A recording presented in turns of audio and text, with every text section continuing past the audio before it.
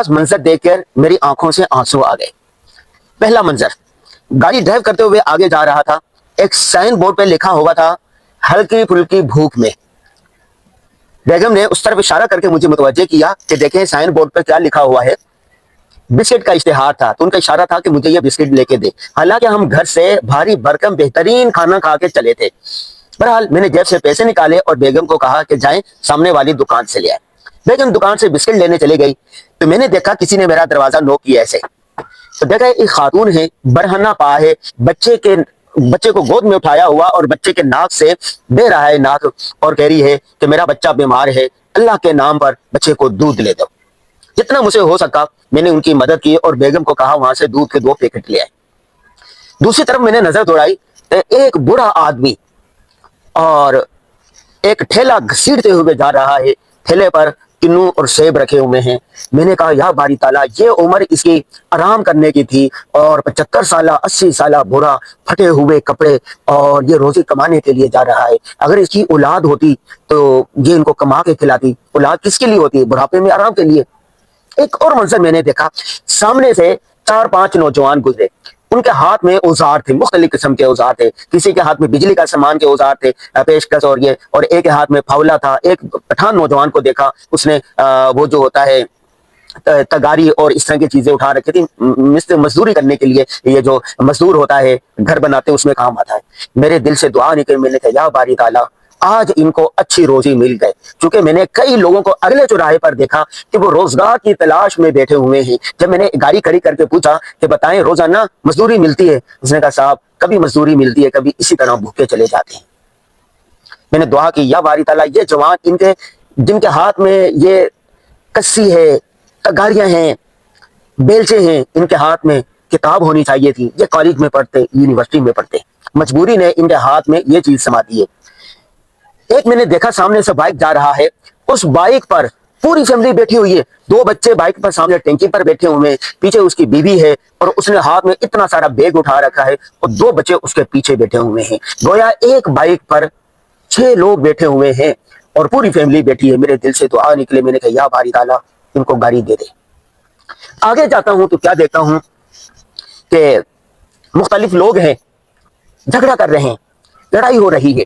किस बात पर? कि 2 मोटरसाइकिल है, उन्होंने किसी गाड़ी वाले को रोका और उससे सामान लूटने की कोशिश की और वहां से लड़ाई होगी। लोग आगे और जो चोरी करने वाला था, छीनने वाला था, उनको मारा और अंधमुख किया हुआ है। उसके हाथ से यहाँ खून निकल रहा है, नाक से खून रहा है, लोग उसको बुरा भला कह रहे हैं। मैंने दुआ की या बारी ताला ये जो जराइम में मुब्तला हो गए हैं, अक़वाम मुत्तहिदा की रिपोर्ट है कि गुर्बत के अंदर, दहशतगर्दी के अंदर एक बड़ा सबब, एक बड़ी वजह गुर्बत भी है।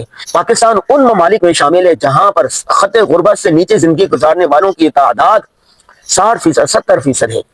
नौजवान पढ़े लिखे, रोजगार नहीं मिलता, बेरोजगार घूम रहे हैं लोग। क्या करें? मजबूरी में आके वो जराइम में मुब्तला हो जाते हैं।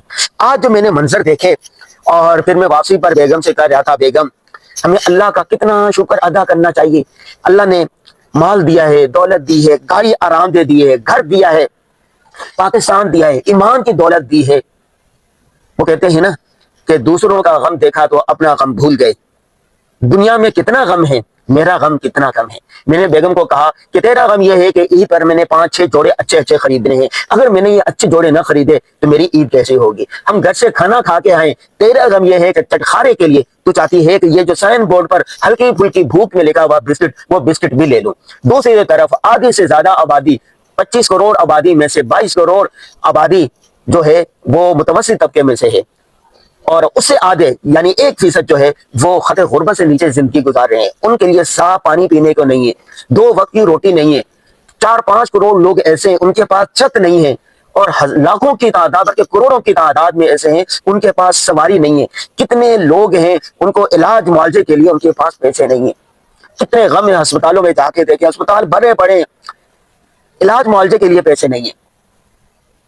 आप यहाँ पर चौराहों पर रास्ते में देखता हुआ मैं चले गया, लोग भीख मांग रहे हैं, बुरे लोग उसके हलाल की तलाश में, गुबरू नौजवान पढ़ने की उम्र है और ये है और कितना वो है। और हम अल्लाह ताला ने सारी नेमतें दी हुई है तो क्या है। तो बेगम साहिब ने इस बात पर एग्री किया कि मैं सिर्फ 1 जोड़ा लूंगी और बाकी जोड़े उन बहनों के लिए वक्फ कर दूंगी जिनके पास 1 जोड़ा भी नहीं है।